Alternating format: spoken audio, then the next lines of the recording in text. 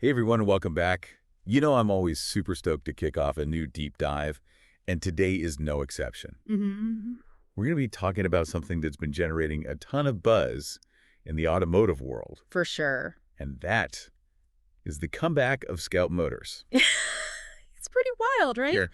This brand that was so iconic, a few decades ago is suddenly back in the spotlight. It is, and what's particularly interesting to me is that they're not just coming back. They're coming back with a focus on electric vehicles. Yeah, that's what's really captured everyone's attention, I think. Right, and it kind of makes you wonder, right? Like, what's the story here? Totally. What's the connection between this brand that's so associated with rugged off-road vehicles Yeah, and this whole new world of electric mobility? right. So I think to really get into that, we kind of just step back and take a quick look at the history of EVs in general. I agree. Because I think there's this perception that electric vehicles are like this brand new thing. But I have a feeling they've been around for a lot longer than people realize. You're absolutely right. Most people are surprised when they find out just how far back EVs actually go. So give us a little history lesson here. Okay, so buckle up because this might surprise you. The first electric car was actually built way back in the 1830s. What? The 1830s? Yeah, crazy, right? That's before the Civil War. I know, it's mind-blowing. Almost 2 centuries ago, people were already experimenting with electric-powered vehicles. Wow, so what did those early EVs look like? I mean, I can't imagine they were anything like the sleek Teslas and Rivians we see on the roads today. No, definitely not. They were much simpler, more like carriages than cars, and their range was very limited. I bet. The battery technology back then must have been pretty primitive. Oh, it was. But still, it's incredible to think that the concept of electric vehicles has been around for that long. That is pretty wild. It is, and it kind of makes you wonder, like, why did it take so long for EVs to really catch on? Right, it's like they had this early start and then kind of faded into the background. Yeah. For a long time, gasoline-powered cars just dominated the market. They were cheaper to produce, easier to refuel, and the infrastructure for gas stations was already well established. So it sounds like a combination of factors kind of pushed EVs to the sidelines for a while. Exactly. But even though they weren't in the mainstream, there were always these pockets of innovation and experimentation happening in the background. I see. So the idea never really went away completely. It was just sort of waiting for the right moment to make a comeback. Exactly. And that moment seems to be now. I mean, look around. We're seeing this huge resurgence of interest in electric vehicles. We are. They're everywhere. So what do you think is driving this sudden surge in popularity? Well, a few things have come together. First, the technology has advanced dramatically. Batteries are more efficient, they hold more charge, and they're becoming more affordable. So we're finally starting to see those longer ranges that people have been wanting. Yes. And faster charging times, too? Right. Because I think range and charging time have always been two of the biggest concerns for people when it comes to EVs. Oh, absolutely. Yeah. But now, with ranges pushing 300, 400, even 500 miles on a single charge, and charging stations popping up everywhere, those concerns are starting to fade away. That makes sense. And then there's the whole environmental aspect. Right. Growing concerns about climate change and air pollution are definitely pushing people towards more sustainable options. Exactly. People are realizing that transportation is a major contributor to these problems, Mm-hmm. and they're looking for ways to reduce their carbon footprint.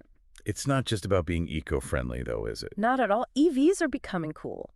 They are. They're high-tech, they're quiet, and let's face it, they're fun to drive. Yeah, that instant torque. I know, right? It's like being launched from a slingshot. It's exhilarating. It is. So you've got this combination of practicality, environmental consciousness, and just pure driving enjoyment that's really driving the EV revolution. So how does Scout Motors fit into all of this? Well, that's where things get really interesting. So Scout Motors, as you may recall, was originally a brand under International Harvester. Right, famous for those rugged go-anywhere SUVs. Exactly. But the brand kind of disappeared back in the 80s. Yeah, I haven't seen a new Scout on the road in ages. Right. So fast forward to more recently, Volkswagen Group, they acquired the rights to the Scout name when they bought Navistar International. Ah, so that's how they came into the picture. Yep. And what they decided to do was pretty remarkable. Instead of just absorbing Scout into their existing brands, they decided to revive it as an independent company, Wow. dedicated entirely to electric SUVs and trucks. It's like they saw this opportunity to tap into this wave of EV enthusiasm, Hmm. but also to leverage this legacy of this iconic American brand Exactly. that's known for its ruggedness and its off-road capabilities. It's brilliant. They're combining heritage and innovation in a way that's really capturing people's imaginations. Yeah, and I think it's really smart of them to position Scout Motors as a U.S.-based company. Oh, They absolutely. set up their headquarters in Tysons, Virginia, Hmm. which really signals their commitment to the American market and to that whole, American spirit of adventure and exploration. It's a smart move, and it's generating a lot of excitement, I think, especially among people who remember those original International Harvester Scouts. I bet. There's definitely a sense of nostalgia there. For sure. But for those of us who maybe aren't as familiar with that history, Yeah. what made the original International Harvester Scout so special?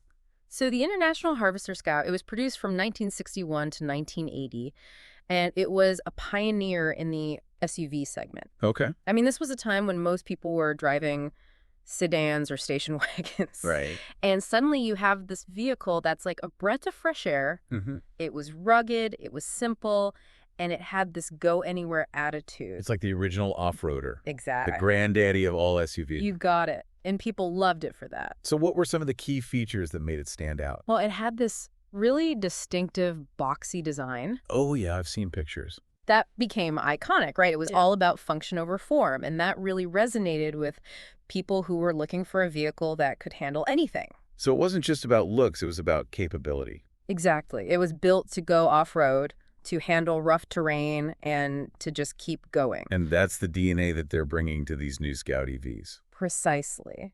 Yeah. They're taking that heritage of ruggedness and capability, Yeah. and they're combining it with the latest in electric vehicle technology. It's like they're taking the best of both worlds and creating something entirely new. Exactly. Yeah. And it's generating a ton of buzz and excitement. I mean, people are eager to see what these new Scout EVs are going to be capable of. I bet.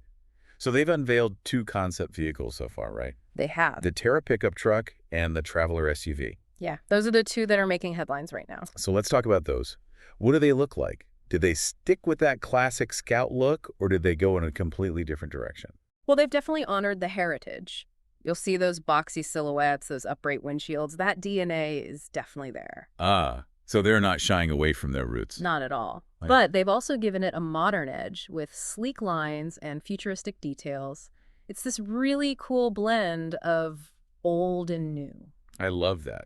So they're paying homage to the past, but also looking towards the future. Exactly. And that's what's so exciting about this whole venture. They're not just reviving a brand, they're reimagining it for a new era. In an era of electric vehicles, no less. I know, right? It's like they're saying, hey, remember that rugged, go-anywhere spirit that Scout was known for? Well, now you can have that, but with zero emissions. And all the high-tech features you could ever want. Exactly. So let's talk about what's under the hood. What's powering these electric beasts? What kind of performance can we expect? Okay, so get ready for this because these specs are pretty impressive. Both the Terra and the Traveler are going to be built on a platform that's specifically designed for off-roading. We're talking body-on-frame construction. And a solid rear axle, which is something you typically find in like heavy-duty trucks. Whoa, so they're not messing around. Nope. They're serious about making these vehicles capable. So we're talking EVs that can handle rough terrain, climb over rocks, Yep. ford through streams. Exactly. That's pretty amazing. It is. And on top of that, they're also going to have impressive payload and towing capacities. So they're not just for off-roading. No. They can actually work. Exactly. They can haul gear, they can tow trailers, they can handle all sorts of tasks. It's like the ultimate adventure vehicle, but electric. You got it. But the best part is the performance. You ready for this? They're estimating these vehicles will have around 1,000 pound-feet of torque. Wait, 1,000 pound-feet of torque? Yeah. Is that even possible? It is with electric motors, and it means these vehicles are going to have insane acceleration. Wow. That's like supercar territory. I know, right? They're projecting a 0 to 60 time of like 3.5 seconds. 3.5 seconds. Yep. That's mind-blowing. It is. And on top of that, the base models are estimated to have a range of around 350 miles. Okay, so we've got power, we've got range. Mm-hmm. What else could you possibly ask for? Well, how about this? They're also offering the option for a gasoline-powered range extender. What? A range extender? Yeah. For an electric vehicle? What's that all about? It's actually a really clever solution for people who are concerned about range, especially if they're planning on taking these vehicles on long adventures. Okay. So basically, it acts like a backup generator. Ah, I see. So if you run out of battery power while you're out in the middle of nowhere, the range extender kicks in and gives you that extra juice to get to a charging station. Exactly. It could potentially boost the range up to 500 miles. Now that is impressive. But wouldn't that kind of defeat the purpose of having an electric vehicle? That's a good question, and it's definitely something that's being debated among EV enthusiasts. I bet. Some people argue that any reliance on fossil fuels undermines the environmental benefits of electric vehicles. But others see it as a practical solution, especially for people who are worried about range anxiety. Yeah, especially while charging infrastructure is still developing in some areas. Exactly. It's kind of like a bridge between the gas-powered world and the fully electric future. I think that's a good way to put it. So it gives people that peace of mind knowing that they're not going to be stranded if they run out of juice. Right, and it allows them to enjoy the benefits of an EV without having to completely change their lifestyle or their travel habits. So it's a compromise, but a pretty smart one. I think so. So even with a range extender, you're still going to need to plug in eventually. Of course. So what kind of charging capabilities are we looking at with these Scouts? They're not skimping on the tech here. They're gonna feature an 800-volt architecture, Okay. which means they'll be able to charge super fast at DC fast charging stations. So you can get a significant boost in range in a relatively short amount of time. Exactly. We're talking like adding hundreds of miles of range in just minutes. That's pretty awesome. Yeah. Especially Yeah. for those long road trips or off-road adventures. Absolutely. And they're also planning to incorporate bidirectional charging, Bidirectional charging. which is pretty cool. What's that? It basically means you can use your Scout to power your home or even send power back to the grid if needed. Wait, so my car could become a bag-up power source for my house? Exactly. It's like having a giant battery on wheels. That is so cool. It is. And they're also exploring vehicle-to-home capabilities, which means you could use your Scout to power appliances or devices. Wow. So these vehicles aren't just about transportation anymore. Nope. They're like mobile power stations. Exactly. They're becoming integrated into our lives in ways we never imagined. And that's just scratching the surface, right? Right? We haven't even talked about the interior, the technology, the design details. I know. There's so much more to explore. So stay tuned, because we'll be back after a short break to dive even deeper into the world of Scout motors. We'll be back. Welcome back, everyone. Now, I don't know about you, but I am so ready to dive into the details of these new Scout concepts. Me too. I feel like we've just scratched the surface. Exactly. So let's start with the Terra pickup truck. Okay, the Terra. This thing is a beast. I mean, it's got that classic Scout DNA, that rugged, boxy design. Right. But it's also got this modern electric twist to it. So tell me about that design. I mean, what are some of the standout features? What makes it a Scout? Well, you've got those strong, squared-off lines, those big, bold fenders, and that upright windshield. Right. I've seen the pictures. It definitely looks like a Scout. It does. And they've also incorporated some really cool details like these integrated tow hooks and these really rugged skid plates, for off-road protection. So it's not just about looks. Yeah. It's actually built for serious off-roading. Oh, absolutely. This thing is designed to handle anything you can throw at it. And speaking of handling, let's talk about the performance specs. Remind me again what's under the hood of this electric beast. All right, so buckle up, because this is where things get really exciting. The Terra is going to have a dual-motor, all-wheel drive system Okay. with an estimated 1,000 pound-feet of torque. Wait, 1,000 pound-feet of torque. Yeah, you heard that right. That's insane. That's like supercar levels of power. It is. And they're estimating a 0 to 60 time of just 3.5 seconds. 3.5 seconds. That's faster than a lot of sports cars. I know, right? It's going to be a rocket. So we've got power, we've got speed. What about range? So the base model is estimated to have a range of around 350 miles. Okay, not bad. But here's the kicker. Remember that gasoline-powered range extender we talked about earlier? Yeah. That could potentially boost the range up to 500 miles. 500 miles. That's incredible. It is. So you could basically drive this thing from LA to San Francisco and back without having to stop and charge. That changes everything. I mean, that really opens up the possibilities for long road trips and adventures. Exactly. It takes away that range anxiety that a lot of people have about EVs. For sure. So with all that power and range, this thing must be an absolute beast off-road. It is, and they've engineered it to handle any terrain. You've got that body-on-frame construction, the solid rear axle, Right. generous ground clearance approach and departure angles, all the things that make a serious off-roader. So you're talking rock crawling, mud bogging, Oh, yeah, brake. desert running. This thing can do it all. Exactly. It's built for adventure. Now, I know we talked about the range extender being a bit of a controversial topic, but I have to say, for a vehicle like this, that's designed to go off the beaten path? Yeah. It kind of makes sense. It does. You might be out in the wilderness, miles from any charging station. Right. So having that backup generator just gives you that extra peace of mind. Totally. So it's a compromise, but it's a compromise that could really make a difference for people who want to use this truck for what it's designed for. For sure. So are you ready to move on to the Traveler SUV? Let's do it. I'm curious to see how it compares to the Terra. Okay. So the Traveler, it's still designed for off-roading, but it's got a slightly different personality. Oh, really?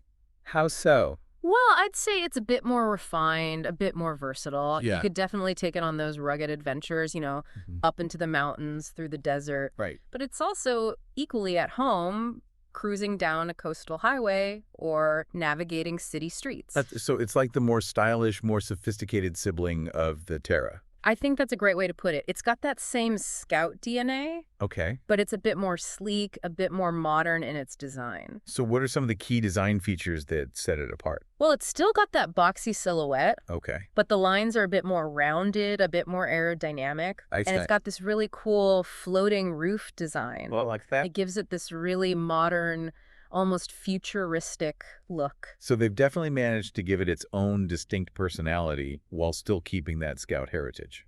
Exactly. And that's what's so impressive about what they're doing. They're managing to balance these different elements, Yeah. The heritage, the innovation, the ruggedness, the refinement. It's all there. It's like they're creating a whole new category of vehicle. I think they are. And I think that's what's resonating with people. They're seeing something truly unique and exciting. So let's talk about the interior of these vehicles, because we've talked a lot about the exterior design, the performance specs, but what's it like to actually sit inside one of these modern-day Scouts? Okay, so imagine stepping into a spacious cabin Okay. where you're surrounded by premium materials. I like the sound of that. Yeah, and thoughtful design. You've got comfortable, supportive seats, plenty of cargo space, and this overall feeling of openness and airiness. So it's not just about being rugged and capable, it's also about being comfortable and inviting. Exactly. They're creating vehicles that are designed to be lived in, to be enjoyed. So what are some of the standout design elements or features that really capture that Scout essence? Well, one of the first things you notice is the large, high-resolution infotainment screen. Okay. It's basically your command center for everything: navigation, entertainment, vehicle settings, you name it. So it's got all the bells and whistles you'd expect in a modern vehicle. Oh, yeah, it's cutting edge. But they haven't forgotten about that rugged, functional aspect that Scout is known for. Oh, good. I was hoping they wouldn't go too far in the high-tech direction and lose that tactile feel. No. They've struck a really nice balance. They've incorporated these really sturdy knobs and buttons for things like climate control and drive modes. I like that. It's like they're acknowledging that sometimes you just want to reach out and turn a knob. Exactly. It's about giving the driver that sense of control and connection with the vehicle. So they've managed to blend the high-tech with the hands-on in a way that feels really intuitive. Exactly. And the materials they're using are just top-notch. You've got these durable, high-quality fabrics, Okay. leather accents, textured surfaces that are inspired by nature. It all feels really premium, but also really rugged. So it's like that perfect blend of luxury and practicality. You got it. It's designed to look good, but also to withstand the wear and tear of an adventurous lifestyle. I love that. So we've talked a lot about the Terra and the Traveler, but I'm curious about the sales model because I know Scout Motors is doing something a little different. Yeah, they are. They're going direct to consumer, which is a pretty big deal in the automotive world. It is. So let's break that down. What does that mean for the average buyer? Okay, so basically it means you're cutting out the middleman. You're not going through a traditional dealership. So no more haggling with salespeople, no more pushy tactics. Exactly. It's all about transparency and convenience. Okay, so talk to me about the transparency aspect, because I think that's a huge concern for a lot of people when it comes to buying a car. It is, and that's one of the biggest benefits of the direct-to-consumer model. The price you see online is the price you pay. There are no hidden fees, no markups, no surprises. So you know exactly what you're getting into from the start? Exactly. No more games, no more negotiations. It's just straightforward pricing. I love that. And what about the convenience factor? Well, imagine this. You can configure your vehicle online. Okay. Choose your trim level, your options, your colors, everything. Right, from your computer or your phone. Exactly. And then you can apply for financing, schedule a test drive, even complete the entire purchase online. Wow. So you could theoretically buy a car without ever setting foot in a dealership. You could. And that's appealing to a lot of people, especially those who are used to the ease and convenience of online shopping. For sure. But what about those Scout workshop locations we've heard about? How do those fit into this whole direct-to-consumer model? So the Scout workshops, they're not your typical dealerships. They're more like brand experience centers. Okay, interesting. It's a place where you can go to see the vehicles up close, to learn more about the technology, to talk to Scout experts. That's more about education and exploration than it is about sales pressure. Exactly. It's about creating a community around the brand, about fostering that sense of adventure and excitement. I like that. It's like they're creating a destination for people who are passionate about the Scout brand and what it stands for. Exactly. And it's a really smart move, especially in the EV space, where education and awareness are so important. So it sounds like Scout Motors is really shaking things up, not just with their vehicles, but also with the way they're selling them. They are. It's a bold approach, but I think it's one that's going to resonate with a lot of people. Me too. Well, I think we've covered a lot of ground today, from the history of EVs to the specs of the new Scout concepts to their innovative sales model. It's clear that Scout Motors is a brand to watch. Welcome back. We spent a lot of time talking about what Scout Motors is bringing to the table, but now I want to shift gears a bit Sure. and talk about how they're planning to actually get these vehicles into the hands of customers, Yeah, this is where things get really interesting. because they're doing something that's pretty revolutionary in the automotive world. Mm-hmm. They're going direct to consumer. They are, which is a pretty big departure from the traditional dealership model, It's a model that's been gaining traction in recent years. especially with EV companies. Yeah, you see it with Tesla, Rivian, Lucid, Right. and now Scout Motors is joining the club. So for those of us who are used to that traditional car buying experience, Yeah. walking into a dealership, haggling with a salesperson, Right. what does this direct-to-consumer model actually look like? Well, it's all about simplifying the process and putting the power back in the hands of the buyer. Okay, I like that. So basically, everything happens online. Oh, wow. You can go to the Scout Motors website, you can configure your vehicle. Choose your trim level, your options, all that. Exactly. You can explore different financing options. You can even schedule a test drive. All online. Online. So no more spending hours at a dealership. Yep. No more back and forth with salespeople. Exactly. It's all about making the process as streamlined and transparent as possible. So it's basically like buying anything else online, Exactly. which I think is a really smart move because people are so used to that now. They are. I mean, it's how we buy everything these days, from clothes to electronics to groceries. Exactly. So why not cars? Right. Exactly. And I think it makes even more sense in the EV space. How so? Well, because EVs are still relatively new. Right. There's a lot of education and awareness that needs to happen. I see. And the direct-to-consumer model allows companies like Scout Motors to control that narrative. Okay. They can provide customers with all the information they need Right. to make an informed decision without having to rely on a third party. So they're cutting out the middleman and ensuring that the information is accurate and consistent. Exactly. And it also allows them to build a direct relationship with their customers, Ah, that's interesting. which is something that's really important in the EV space. So it's not just about selling a car, it's about building a community. Exactly. And those Scout workshop locations we talked about earlier, they play a big role in that. Right. Because they're not your typical dealerships. Not at all. They're more like brand experience centers. Okay. It's a place where you can go to learn more about Scout Motors, Mm-hmm. to see the vehicles up close, to test drive them, to talk to experts. So it's about creating a more immersive experience for potential buyers. Exactly. It's about getting people excited about the brand, about the technology, about the possibilities of electric mobility. And I think that's really smart because EVs are still a relatively new concept for a lot of people. They are, and there's a lot of hesitation, a lot of misconceptions out there. So having these physical locations where people can go Mm-hmm. to see the vehicles, to ask questions, to get hands-on experience, I think that could really go a long way in alleviating those concerns. I agree. I think it's a brilliant strategy.